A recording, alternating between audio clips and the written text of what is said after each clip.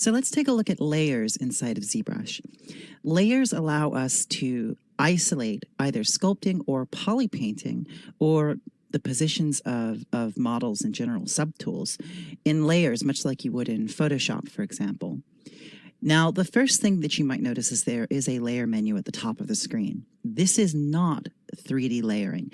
This is 2.5D layering. This is from the beginning of ZBrush. This is for using ZBrush as an illustration tool, and these really are not used anymore. This is purely here for backwards compatibility, so disregard this layer menu. All these menus at the top of the screen are kind of global settings. The layers that we're going to use are associated with our Z tools, so we'll find them under the tool menu. Remember, everything under the tool menu relates to whatever is on your screen at the moment being sculpted or painted. So under tool, we have a layers menu here. Now you can see that we don't have any layers assigned yet, and we have a variety of buttons down here. So we're using our alien bust, and there's already some poly paint on here. What we'll do is we'll isolate some skin markings in layering so we can try different variations of stripes and spots and whatnot. So under the layers menu, you'll notice that the big button here is new. If I click this, this will create a new layer. Now, whenever I create layers, I try and create them at the highest subdivision level.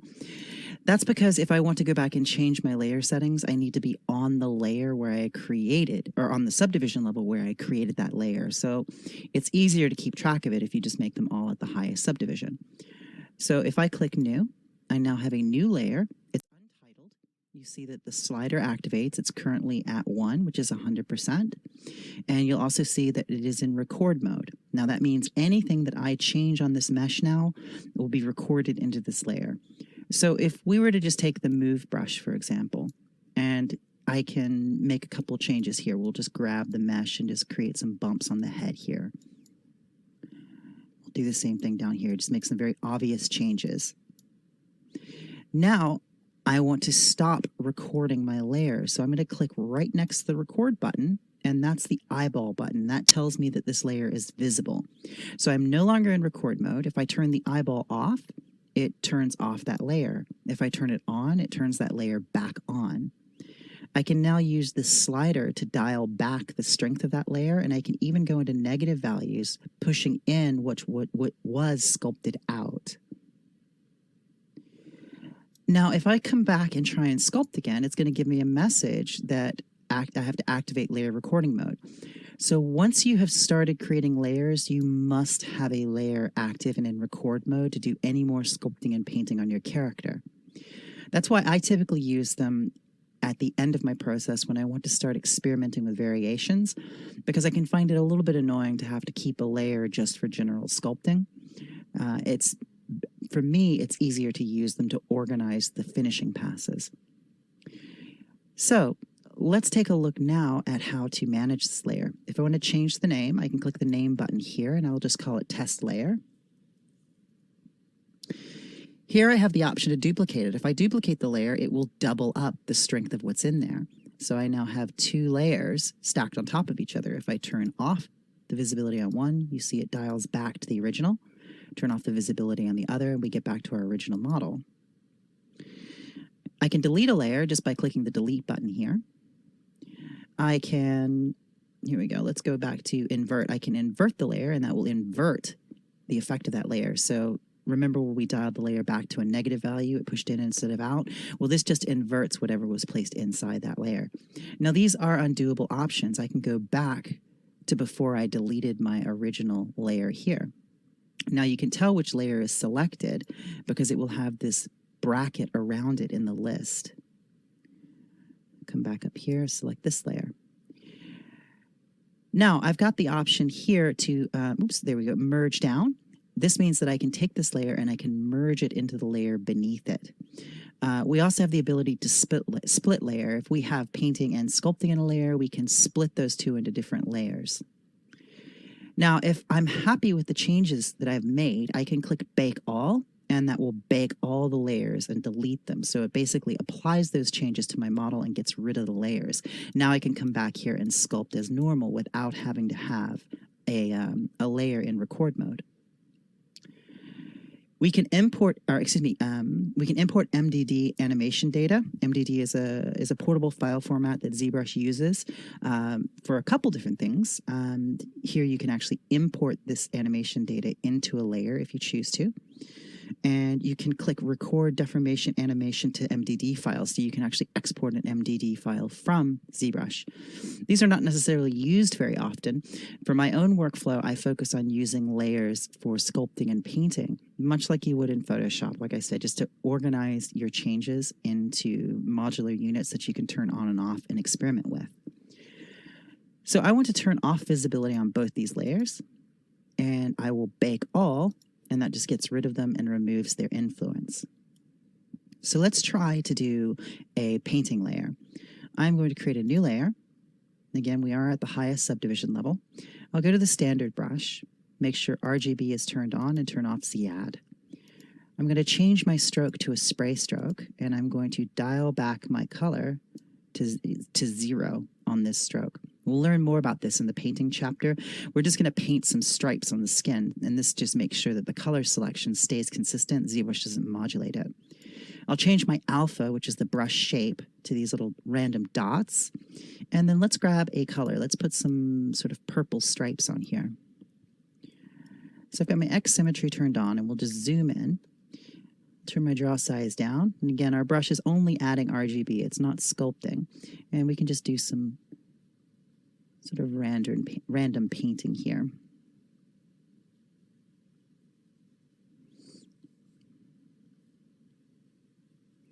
Now, as I'm painting into a layer, if I hold down the Alt key, it's going to erase. So I can't erase out from what I'm painting here, which is a very handy thing to be able to do. We'll rotate around here, and let's make another stripe up here. And I'll hold down the Alt key and just erase out from some of that. I might change my brush shape from these little dots to this larger, chunkier, random alpha here. There we go. That gives me a lot more aggressive of a marking here. Do another little stripe through here. Let's erase out from the edges of that just to make it a little bit more of an interesting form. Let's bring that stripe all the way up to here. And we'll erase out from that. I find these very, very helpful in the concept process, where you don't want to commit to any particular idea yet. You want the ability to showcase several different potential variations. And by storing these sorts of skin markings in a layer, it allows you to very easily access them and isolate them later and even combine them if necessary. So it's a very, very powerful tool. So let's do another, let's change our draw size, make a larger stripe back here, make them bigger as they get further back the head. Do another one here. We'll do another one through here. And again, we'll erase out, holding down the Alt key. My alternate color, the second color selection there, is black. So typically when you're pressing the Alt key, it's painting in the alternate color selection, which you'll see that when we do our painting chapter. But in layer painting, that's going to erase. So let's make another stripe back here, bring this down around the neck. And I don't have to worry about making them too opaque yet, because remember, we can double up our layers. This is falling into shadow, so I'm going to go to my light menu, and I'm going to turn on a secondary light. I'm going to bring that light up here to about 3 o'clock, and that just gives me a little bit more light coverage there as I'm painting. Let's do another stripe here. And then let's do some spots going around the back here.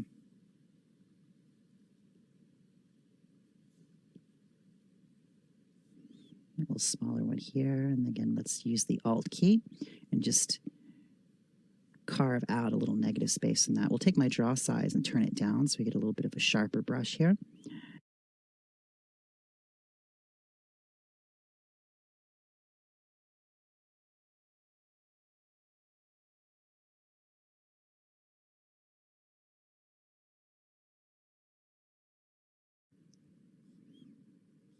Here we go. We'll do a secondary color in a moment, but we'll break that out into a second layer. Let's bring this down here, bring this down, sharpen this up a little bit.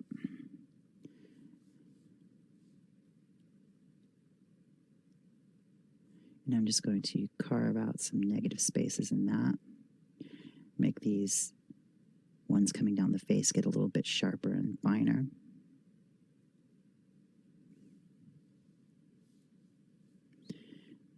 And I'm going to turn off my X symmetry because we don't really want the skin markings to be perfectly symmetrical. That'll stand out and look strange.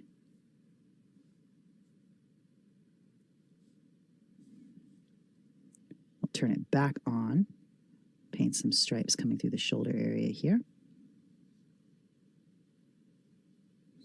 And again, I'm holding down my Alt key just to erase a bit from those edges, and then I'll turn off the X key, or turn off X symmetry by pressing the X key, and I'm going to add some asymmetrical detailing here. And then I'm going to change my stroke to drag rectangle and turn my draw size up and my focal shift down. And now if I click and drag, I can drag out these sort of dot patterns like this.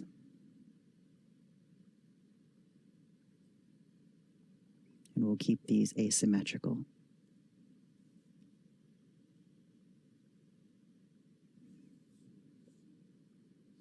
There we go. So now we've created these stripes in a layer. Now, if I click next to record, we are now in layer view mode. We're no longer recording, so I can no longer paint or sculpt on this character. I can drag my slider down and I can change the opacity of that layer. If I drag it into the negative, see what that does with polypainting, as opposed to what we got with the sculpting. If I duplicate my layer, it's going to double up the intensity or the opacity, as you see there. If I delete that layer, it takes us back to where we were originally. So let's create a new layer now. I'll create a new layer, and I'm going to adjust my color. Let's make this much, much, much darker. Or actually, instead of that, let's grab some yellow. So let's come through here. Now we can add some painting here. So currently, this layer is my active layer. And if I start painting these sort of yellow dots here, you see what happens. Now, if I want to change my layer organization, I can click a layer and drag, or I can click a layer and drag it, or I can use this button here. Shift up, it moves that layer up. So you see that layer is now moved up. Let's turn visibility back on. Now, notice what's happened here. The layer on top sits beneath the layer underneath it.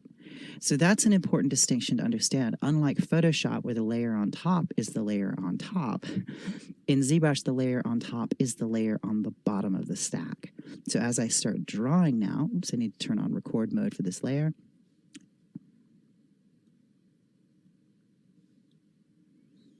Go back to visible mode. Now you see that layer sits beneath the one underneath it. If I click this button and move it down, now you see it sitting above. Move it up, and it's sitting below. And when we are in record mode, it's always going to appear on top. So we're not going to see the layer organization otherwise. I'm going to undo that and turn on, well, actually, let's just go ahead and make this asymmetrical. I'm going to turn on record again.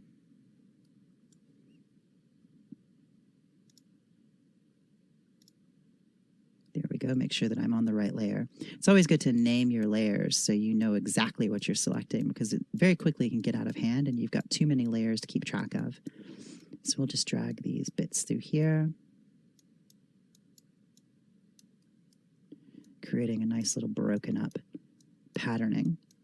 Now this is quite a strong sort of color contrast, but we'll be able to adjust our opacity on the layer and then change that. We also have a chapter on adjust color under Polypaint. So it is possible to isolate colors using adjust color and then change its opacity, change its intensity and saturation, all of its RGB and HSV values. So let's put some more of these down here. Let's put some bigger sort of dot patterns down here through the chest. There we go. Now we'll click next to the record button to go into view mode, and then we'll just dial back that opacity. And now you see we can make that much, much more muted. Turn off visibility on this one. We lose our stripes. Turn it back on. Let's select this one. Now, if you find it hard to select a layer without actually changing the slider value, you can use these arrow keys. These will actually select the layers, and then this will move the layers. So we can grab this now, which is on the bottom. It's the yellow layer, and we can turn that up. And I'll click the name button, and we'll call this yellow. And we'll click the down arrow to select this one, and we will name this one purple.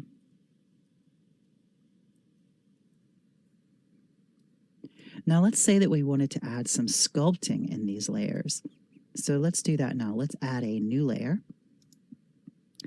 And we will name this layer wrinkles. Now this wrinkle layer is in record mode. Now I'd like to illustrate that you do not have to be on your highest subdivision level to record into a layer. If I press Shift D and step down my subdivision levels, the layer menu doesn't let me access the settings here anymore. However, I'm still in this layer and I am still in record mode. So if I were to take the standard brush and let's just reset it back to the dot stroke and maybe alpha 1, turn off RGB and turn on Z add, now we can start adding some wrinkles here. So let's say that we want to change these shapes around the face here. Let's add some bigger wrinkles here. So I'll take the standard brush, and I really like to sculpt form from the lowest subdivision level that will support it. I'm a big fan of sneaking up on shapes, as you've probably heard me say in some of the other videos.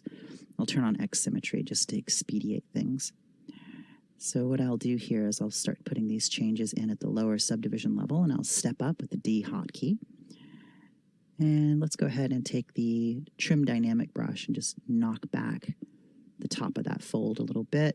And I'll take the damn standard brush and start to carve in some more wrinkling here.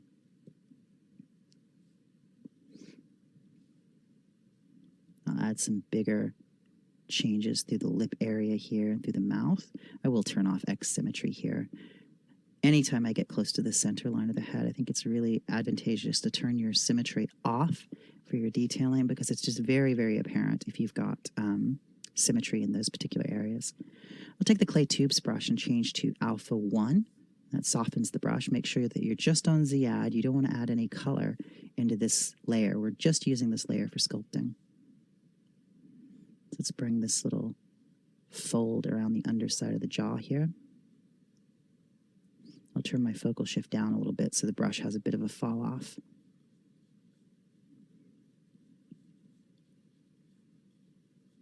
And now in smooth, make sure you turn off RGB on your smooth brush, so you're only smoothing form.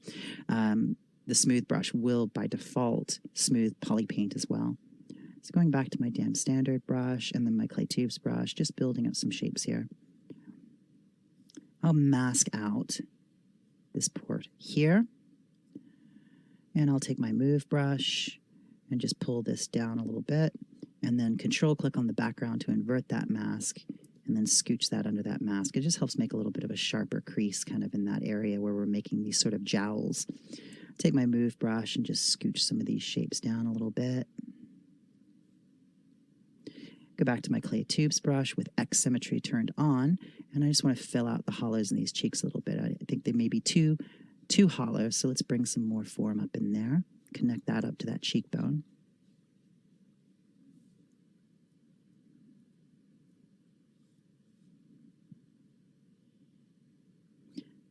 And I'm going to mask out the corners of the mouth here. I'm going to unmask this area here, so I can just take the move brush and sort of pull this skin over that. I'll control click on the mask to soften the edge of it. And then I'll control click on the background to invert that mask, and this just helps us create a little bit of a crease there. We can adjust that with the move brush, and then take the inflate brush. Make sure we have a low Z intensity, and we can sort of pucker those shapes together and get a nice sort of crease jowling kind of effect there. Now if I step back up a subdivision level, got a bit more detail now, I'll take my dam standard brush. And we're still in record mode on this layer. However, we still can't see it because we're not at the subdivision level where we created the layer.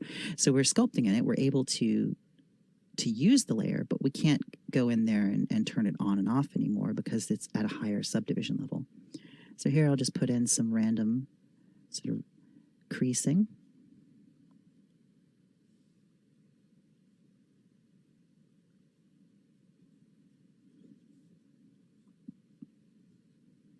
Doing a little crisscross pattern with my dam standard brush here.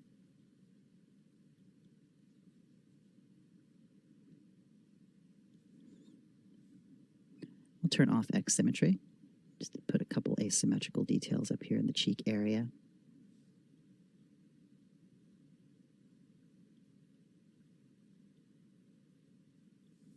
There we go. Now we'll step up another subdivision level, and now we're at the top. We're at level 5 where we created our layer, and you see it's still in record mode. So I will click the little icon next to it, and that puts us into view mode. So we're no longer recording. We are just viewing at this stage. So if I try and sculpt, it won't let me. But this does allow me to change the opacity on this so we can dial back those changes. We can invert those changes. It sort of creates those shapes and pushes them in rather than out. And this is really nice when you're detailing because you can be a bit heavy-handed and then use this slider to dial back the intensity on the changes that you make. Now, had I gone into this layer and, let's say, went to the standard brush with RGB and no Z-add, we can also put Polypaint inside of the sculpting layer. So if I turn on record, now, I've named this wrinkles, so I probably don't want to paint in it as well, but you can paint in these layers. Let's turn off record mode. Dial this back. And you see that Polypaint dials back with it. And now we have access to the split layer button. So if I were to click split layer, I could split the Polypaint and the sculpting into 2 different layers. So if you were to accidentally paint into a sculpt layer, you can split them out. Or perhaps you're sculpting a wrinkle and you have RGB turned on your brush, so you want to actually get some color into the recess of that wrinkle. You can then later split those 2 out. So it's quite a handy thing to have to be able to split those layers out that way. I'm just going to undo back before that.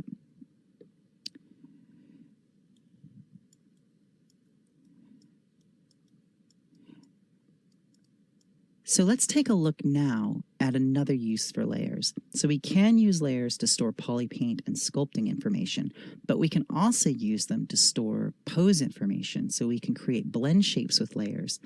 You'll also notice that in the Z plugin Transpose Master, which we have an entirely different chapter that discusses, we have a layer option here.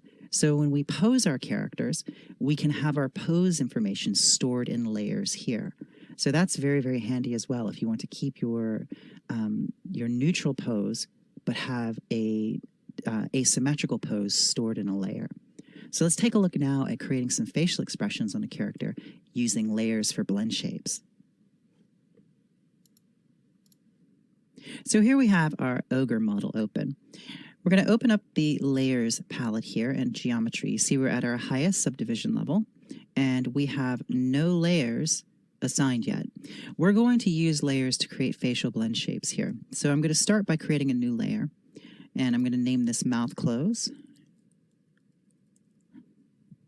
And we are in record mode. Now I'll just step down my subdivision levels. Take the move brush, and I've got X symmetry turned on. And this is a symmetrical model, so it'll be pretty easy for us to make these changes symmetrically. I'm just going to bring that lip up again. And I'll use the masking brush to mask out that lower lip, and then Control-click on the mask to feather the edges. I'm going to mask out the nose and the eye area here. These are things that I don't want to affect inadvertently with my brush. So now I'm going to take the move brush, turn the draw size up, and just start to bring that upper lip down. Now while we do that, the compression in this nasolabial fold is going to reduce. So I'm going to go to the smooth brush and turn my Z intensity down, just do a little bit of smoothing there. be careful not to obliterate your sculpture, but you just want to make sure that the shapes, the forms of the face react to the change in the facial expression. Just invert my mask, revisit the lower lip, and bring this one up. Bring this corner up, and I'm just going to Control-click to feather that mask further. Bring that up, and then Control-click to invert the mask. And I need to sharpen this mask up, so I'm going to use the Control key. Another neat trick is if you hold down the Control key, you can go to the mask pen and change this to mask lasso. So in a situation like this, it might be easier just to lasso around the specific vertices that you want to actually mask out. So if we do this, there we go. And then we'll take the move brush, pull these down, invert that mask, and then pull these up.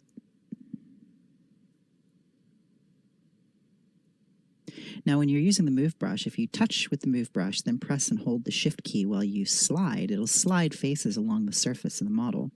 So it's an interesting little hotkey that's kind of hidden there in the move brush. There we go. We've got the lips closed now. We have the mouth closed. Let's step back up our subdivision levels with the D hotkey. Very good.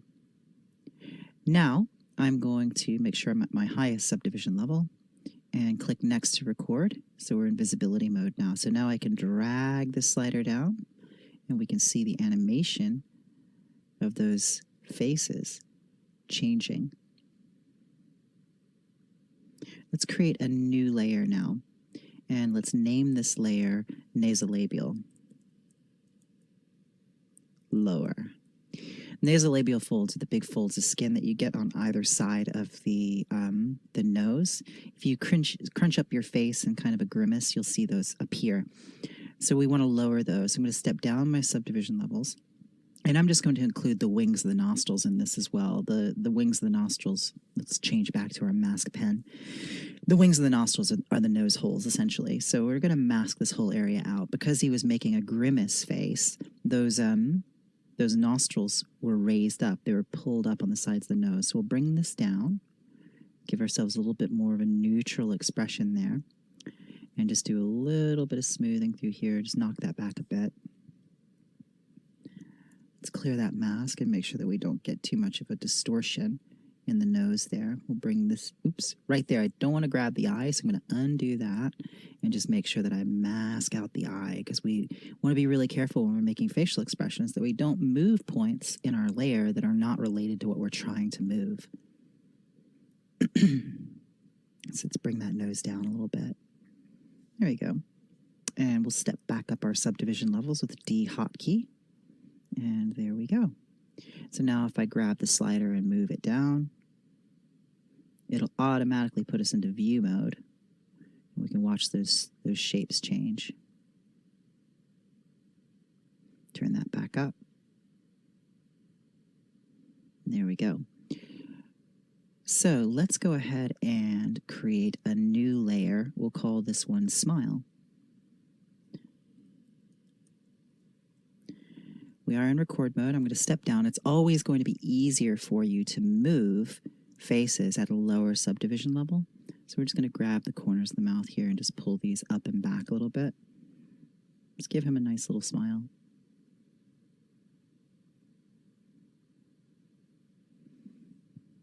And we can go back to our highest subdivision level.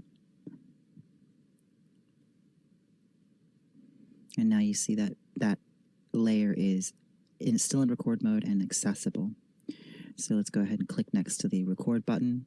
And if I want to neutralize this, I can set it to 0 and the smile goes away. So let's make a new layer. We'll make this brow furrow. We'll call it brow furrow. And I want to open the mouth again because this brow furrow is going to relate to the snarl. So let's set this to 0. And look how strange that looks without the nose being part of that snarl. So we'll click this layer here and set this to 0. So now our nose is back in there. Smile is set to 0. Let's go back to brow furrow and click the record button next to it. So now what I want to do is I want to give some forehead component into this snarl. So I'll mask out the bridge of the nose here. And I'll mask out the bony landmarks at the corner of the eye socket. And then I'm just going to take the move brush and I'm going to slide these faces in. Bring them down a little bit and out. Let's compress using the corrugator muscle there, that brow line. I'm going to invert that mask, and there's a little crease there, a little bit of crease there. I'm going to raise that up and take the damn standard brush and just deepen that crease just a little bit. Turn off my X symmetry. Let's put in some nice new wrinkles here, some new forms. I'll step up a couple subdivision levels so I can see this properly.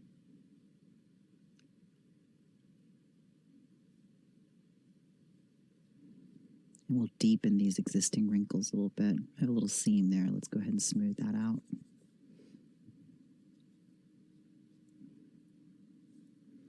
There we go. And we'll step back up to our highest subdivision level and turn off record mode. Now if I dial this back, the brow returns to a more neutral position. Dial it back up, we get that furrow. So we've created a variety of facial expressions here. Let's do one more. Let's make the ears wiggle. So I'm going to create a new layer, call it ear wiggle. And we'll step down to a low subdivision level, go into frame mode, and I'm just going to mask out the tips of the ears here. Control click on the background to invert that mask, and then control click on the mask to feather it. Then I'll go to the rotate tool, and I'm going to turn off the gizmo, so we're using the transpose line. Now, if you don't know how to use the transpose line, we have an entire video on posing and transpose, so we talk about this, but just a quick update or a quick review. The transpose line, you draw it by clicking and dragging on the model like this. So what I'll do is, oops, let's focus in on the screen again. I'm going to draw a transpose line along the length of the ear here, and I'll click on, I will click on the orange circle so I can move it, and I'm just going to put the end point there around the middle of the ear, like that. Now, in rotate mode, if I hold down the Alt key and then click, I can sort of wiggle the end point there. I'm going to take the line, though. I'm going to grab the outermost circle here and bring it like this so it's more of a straight line across. So let's go ahead and wiggle that down a little bit. Take the move brush and just fix that little compression there. And let's do something similar for the other ear here.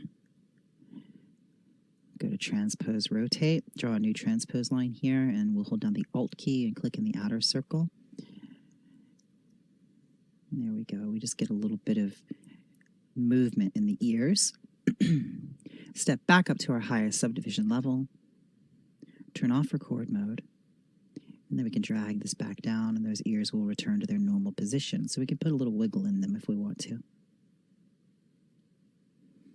Now, I know I said that that was our last layer, but I tell you what, let's do one more. There's a platysma muscle. Usually you get these sort of cords of muscle along the neck here when you snarl. If you look at a mirror and make a big grimacing face like this, you'll see these ropes of muscle there. So let's create a new layer. Name it. We'll just name it neck for the sake of brevity and clarity. And we are in record mode. We'll step down our subdivision levels. And I'll take the standard brush with alpha 1, and I'm just going to very quickly, oops, I've got RGB turned on. Make sure that you're on ZAD and not RGB. I'm just going to build up these neck muscles here, these sort of ropes of muscle, the platysma muscle. I'll go in with my clay tubes brush, and I want it to sort of traverse across that wrinkle there, so let's bring that up like that. There we go. That way you don't have the muscle with a wrinkle running through it, which really doesn't make sense. It should be stretching the skin underneath like that. There we go. And we will step back up to our highest subdivision level and turn off record mode. Now we can dial this back to 0. So now that we've got these, what do we do with them? Well, you can export these as blend shapes to Maya. If you step down to your lowest subdivision level, there's actually a ZBrush plugin that will allow you to work with blend shapes and Maya in that way, and ZBrush. It's also possible if you watch the video on FBX, import export, you can export layers using your FBX files. But the most direct and simplest way to deal with them in ZBrush is to use them for animation. Yes, just like we do in the chapter where we create a animation movie from our history timeline and an animation turntable, we can use layers, timeline, and animation to create videos of facial expressions. And this has been very, very useful for me since this was first available in ZBrush to do proof of concept. For example, you're working on a film and you need to illustrate how does this particular vampire's jaw function. If you've got a vampire with a very strange jaw configuration, or a creature with a strange sort of mandible, well, you can create animations in ZBrush of facial movements and positioning, and then render them directly out of ZBrush without having to go into Maya and render something from there and animate it from there. So let's take a look now at how we do that. So let's go to the layers here and let's zero everything out. So we'll make sure this is set to 0, this is set to 0, this is set to 0, this is set to 0, this is set to 0, and this is set to 0. Now we'll have the neutral position of our character. Make sure that brow furrow is set to 0. I'm just double clicking on it, pressing 0 and hitting enter, and that turns off visibility on those layers. Now, if I want to create an animation, I will go to the movie timeline. Let's close out of our sidebar here. Let's go to movie, timeline, show. And this will show us the timeline here. Now, the first thing you need to do whenever you're using timeline is to create 2 keyframes, and that's going to be our camera. So our 2 keyframes are here. Now, if I move the camera, I can use the left and right arrow keys to bring that camera back to the original position. And I use this a lot in ZBrush. You'll see me use this in texturing, and I'll use this as I'm sculpting to sort of store views. I'll use it as a backup for image plane registration. So it's a handy tool to have. But before we do any sort of animation in ZBrush, we have to have those 2 keyframes first. Now we're going to keyframe our layers. So let's go ahead and select, just by double-clicking on mouth close. Let's turn on visibility on mouth close.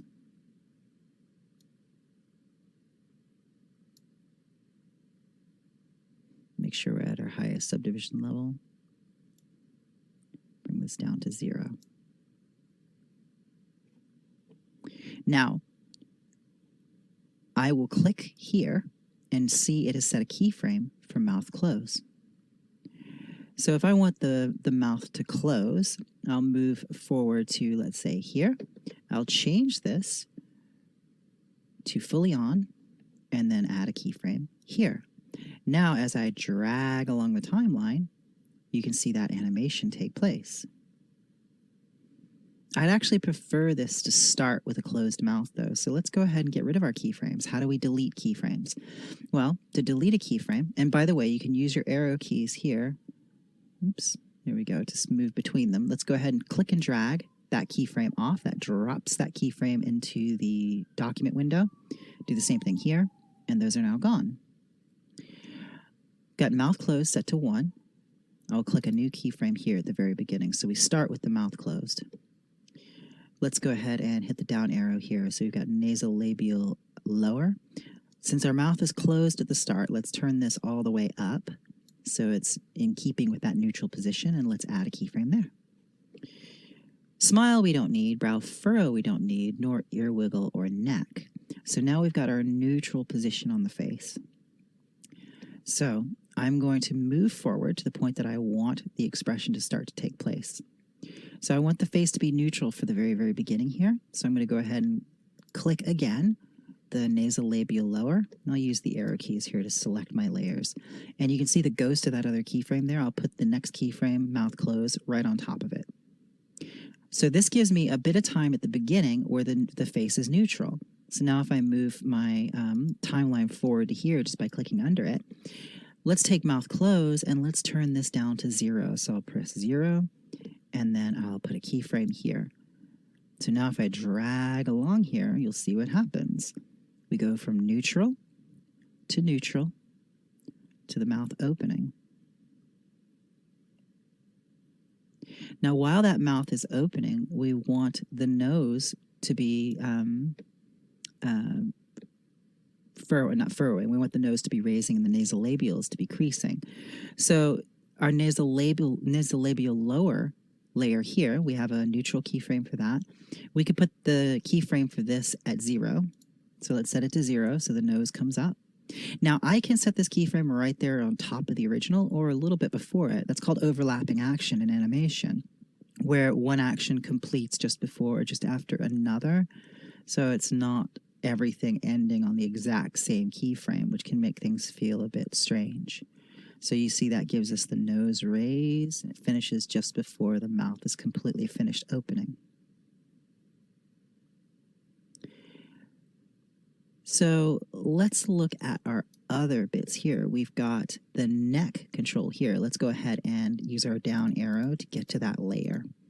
So I'm going to keyframe this at 0, at neutral, and let's move up to here, and we'll keyframe it again here, and then we'll move up to this point where the creature is starting to snarl, and let's set this to 1. That brings the neck muscles out, as you see, and we can then keyframe that there. So we get this full range of expression through those overlapping keyframes. Now, let's go ahead and go to smile. We haven't tried smile in conjunction with these other facial expressions, so let's see what happens. I could put a smile hotkey here for neutral, put one here for neutral. Let the snarl happen here. Put a keyframe there. And then let's see what happens if we move past the snarl a little bit, and let's make the smile come into play. Oh, that's a little bit creepy. I'm not terribly happy with this distortion here, but you could go ahead and re-sculpt something like that. Actually, it's not too bad. It just requires a little bit of attention, as blend shapes always will. We can dial that back a little bit. There we go. So let's do this. Let's go ahead and set our keyframe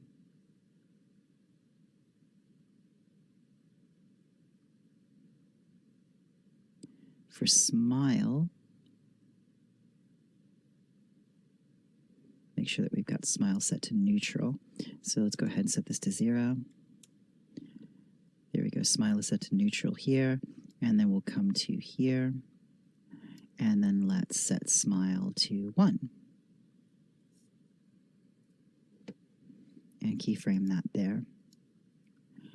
Now what we'll do is we'll overlap some of that action. I'll go back to that previous keyframe where the smile is just starting. And let's see what happens if we take mouth close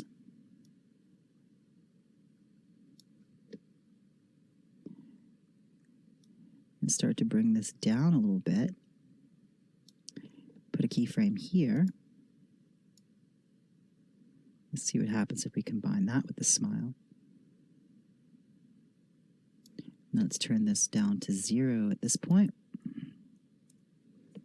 Oops, 1, I mean to say. And then put a keyframe here. So now we'll get a snarl with the neck muscles.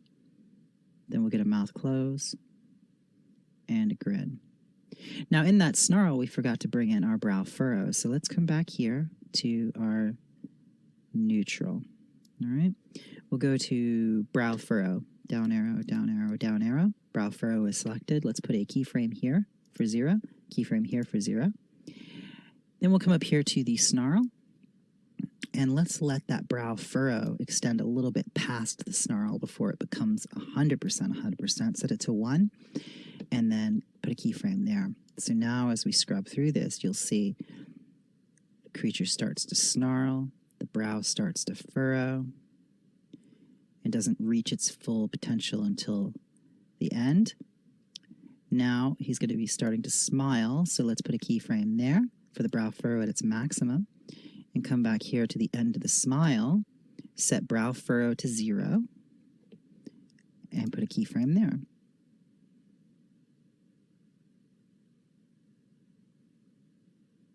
And there you go. You can scrub through all that animation.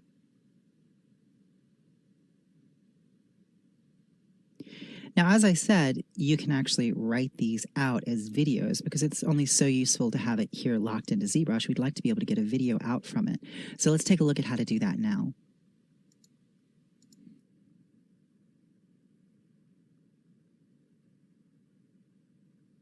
So what we'll do is we'll go to our document window. We'll turn off constraint proportions and set our resolution to 1920 by 1080.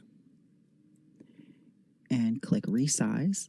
Say yes, and that's going to drop the image on canvas. So Control-N to clear the canvas, and then we can zoom out, draw our character on screen again, go into edit mode with the T hotkey, and then zoom in, get a nice placement on screen here. Now, here are my 2 keyframes for the face. I'm going to drag these off, and I'm going to create new keyframes here. So this is going to be the view that we have of our character. Go to the light menu, go to my key light, and then I'll just move this over here so it's a little bit more dramatic. And if you want to learn more about rendering, we have an entire video on rendering and a video on rendering beauty passes and doing beauty turntables and beauty renders out of ZBrush for video. So make sure you watch the video on turntables as well to supplement this information on movies. Okay, so we're going to make an animation. We're going to write an animation from this. So I will go to the movie menu, tear this off. I will go down to title image, and we'll turn title image fade in and fade out down to 0. That's a little watermark that goes over the video, and we don't want that for this particular one. Or excuse me, that's the title image. The watermark is the overlay. We'll turn the opacity down to 0. Now you could make your own logos and put them in there, but for the purposes of this video, we won't do that. Now we have timeline, and we have timeline tracks. Now here is where you can actually control all the different tracks that are available for the timeline. Now we're doing camera and we're doing layers, but you could also do a transparency track. You could turn something transparent or opaque. Z-spheres, you can track Z-sphere actions, wireframe, background changes. So anything that you've got in here, it is possible to timeline animate. So there's quite a bit of animation options available in here. So let's go ahead and come back up to our movie options here. So you'll see that we have got window, document, large, medium, small. We're going to set it to large, set it to document. There we go. Now I am going to, underneath the timeline here, I am going to press Control-Shift and then click. Now what that's going to do, it's going to walk through all those frames from the first keyframe ending on the last keyframe. And it's going to write out each one of those frames to the frame buffer. So we'll let that go, and we'll be able to play our movie here.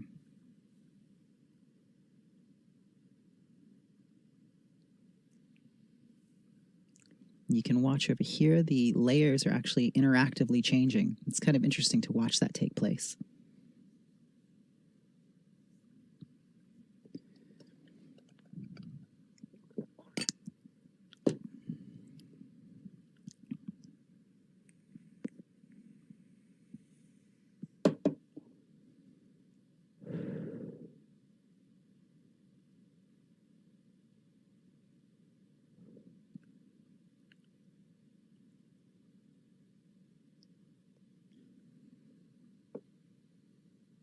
And there we go. It has completed writing out those frames. So if we come up here and click play movie, we can see the resulting movie that's been written out. There you go. Now, if you want to write this movie out, perhaps you want to save it as a video file, turn on export high quality and click export, and then you can export this as a video file from ZBrush. If you want to save these frames as they are without compressing them or anything, just save them as a ZBrush file. Now these won't save the individual frames, it will save out as a ZBrush selection of frames. You can click Save As, and that will save a ZBrush movie, which is essentially just the frames brought together so they can be loaded back into the frame buffer. Now if you want to change your timing, you can change your timing just by clicking and dragging these keyframes around. So for example, if I want the animation to run longer, I can click and drag this keyframe and move it. If I want to change the keyframes on, let's say, the smile, maybe I want the smile to last a little bit longer. So I will click and drag and move these timelines around, move these keyframes around. If I were to right-click on the timeline, I can expand it, and left-click on the timeline, I can compress it. So you can actually expand and compress how much time is actually visible on your timeline. So that completes this look at using layers in ZBrush. We've seen how to use layers for polypainting. We've seen how to use them for sculpting and detailing. And we've also seen how we can use them to store facial features and facial expressions and render out animations directly from ZBrush. So I hope you found this video helpful and you can find new ways to incorporate layering into your own workflow. So I will see you in our next video. Thanks for watching.